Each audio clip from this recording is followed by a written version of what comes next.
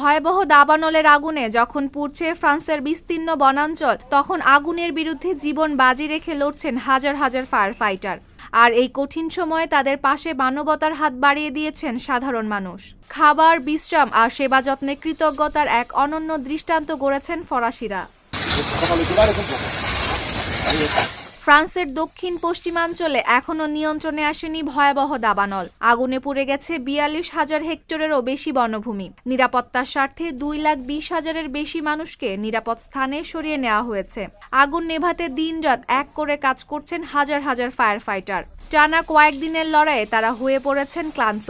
তবে সেই ক্লান্তি কিছুটা হলেও দূর করতে এগিয়ে এসেছেন স্থানীয় বাসিন্দা ও স্বেচ্ছাসেবকেরা। AKS অর্জন করলো গিনেস ওয়ার্ল্ড রেকর্ডস। AKS কেউ রান্না করছেন গরম ও পুষ্টিকর খাবার, কেউ তৈরি করছেন অস্থায়ী বিশ্রাম কেন্দ্র, আবার কোথাও দেওয়া হচ্ছে প্রাথমিক চিকিৎসা, আবার কোথাও মাসাজের মাধ্যমে ক্লান্ত শরীরে ফিরিয়ে আনার চেষ্টা করা হচ্ছে নতুন শক্তি। এই মানবিক উদ্যোগে আবেগ আপ্লুত ফায়ার ফাইটাররাও। তারা বলছেন, সাধারণ মানুষের ভালোবাসা ও সমর্থনই তাদের আবারও আগুনের বিরুদ্ধে লড়াই করার সাহস যোগাচ্ছে।